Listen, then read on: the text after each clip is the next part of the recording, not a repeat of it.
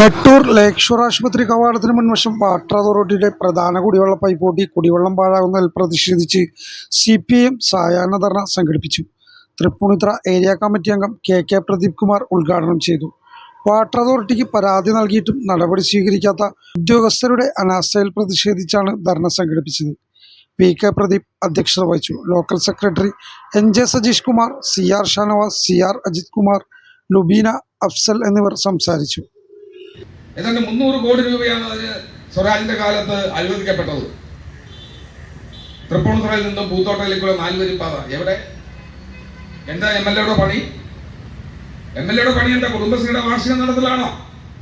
Residence association വാർഷികം നടത്തി പോകലാണോ? MLA മറുപടി പറയണം. MLA-ക്ക് വേണ്ടി പ്രവർത്തിച്ചവരും വോട്ട് പിടിച്ചവരുമായിട്ടുള്ള ഈ നാട്ടിലെ കോൺഗ്രസുകാരും UDF-കാരും മറുപടി പറയണം.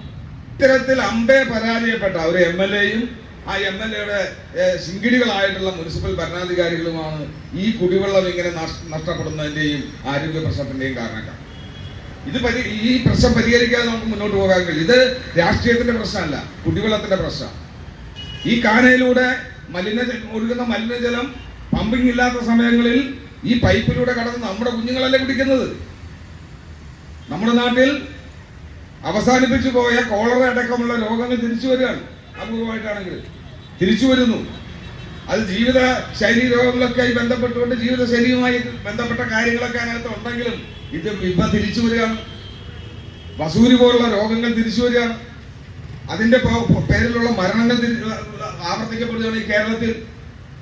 ഡെങ്കിപ്പനി, കോളറ, എലിപ്പനി ഇതെല്ലാം നമ്മുടെ നാട്ടിൽ തിരിച്ചു വരുന്ന ഘട്ടത്തിൽ ഈ പൈപ്പിലൂടെ ഈ മലിനജലം കടന്നുപോയാൽ, അതുപോലെ തന്നെ മഞ്ഞപ്പിത്തം ചില പ്രദേശങ്ങളിൽ ഇപ്പോൾ നമ്മുടെ തന്നെ ജില്ലയുടെ കിഴക്കൻ ഭാഗത്ത് ഒരു പഞ്ചായത്തിന്റെ ഏതാണ്ട് 1-2 വാർഡുകളിൽ വ്യാപകമായി കഴിഞ്ഞ ഏതാനും മാസങ്ങൾക്ക് മുമ്പാണ് മഞ്ഞപ്പിത്തം പിടിപെട്ടത്. എങ്ങനെ ഒരു പ്രദേശത്ത് 1-2 വാർഡുകളിൽ എല്ലാ ജനങ്ങൾക്കും മഞ്ഞപ്പിത്തം വരുന്നത്? എങ്ങനെ വരുന്നത്? അതിന് കാരണം കുടിവെള്ളം വഴി കക്കൂസ് മാലിന്യം നമ്മുടെ അടുക്കളയിലേക്കും നമ്മുടെ പൈപ്പുകളിലേക്കും നമ്മുടെ ഗ്ലാസുകളിലേക്കും നമ്മുടെ വയറ്റിലേക്കും പോകുന്നു എന്നുള്ളതാണ്. അത് ഇതുപോലെയുള്ള കുറ്റകരമായ വാട്ടർ അതോറിറ്റിയുടെയും നാഷണൽ ഹൈവേ അതോറിറ്റിയുടെയും MLA അടക്കമുള്ള ആളുകളുടെയും കുറ്റകരമായ അനാസ്ഥയുടെ ഭാഗമായി സംഭവിക്കുന്നതാണ്. തൃപ്പൂണിത്തുറ അനുഭവിച്ച വികസന മുരടിപ്പിന് പരിഹാരം കാണാൻ വേണ്ടി ഈ തൃപ്പൂണിത്തുറ മണ്ഡലത്തിൽ അങ്ങോളം ഇങ്ങോളം അനുവദിച്ച അനേകം പദ്ധതികൾ, കോടാനുകോടി രൂപയുടെ പദ്ധതികൾ മരിച്ച അവസ്ഥയിലാക്കി മാറ്റിയ വികസന വിരുദ്ധന്മാരാണ് ഇന്ന് ഈ തൃപ്പൂണിത്തുറ അസംബ്ലി മണ്ഡലത്തിൽ ചുമതല വഹിക്കുന്നത്. ഇവിടെ ഈ മരട് മുനിസിപ്പാലിറ്റി ഈ കേരളത്തിൽ തന്നെ ഏറ്റവും കൂടുതൽ വരുമാനമുള്ള, വികസന സാധ്യതയുള്ള, സാമ്പത്തിക ശേഷിയുള്ള മുനിസിപ്പാലിറ്റിയാണ് മരട് മുനിസിപ്പാലിറ്റി. കേരളത്തിൽ മാതൃകാപരമായ വികസന പ്രവർത്തനങ്ങൾ സംഘടിപ്പിക്കേണ്ട മുനിസിപ്പാലിറ്റി. എന്താ സ്ഥിതി?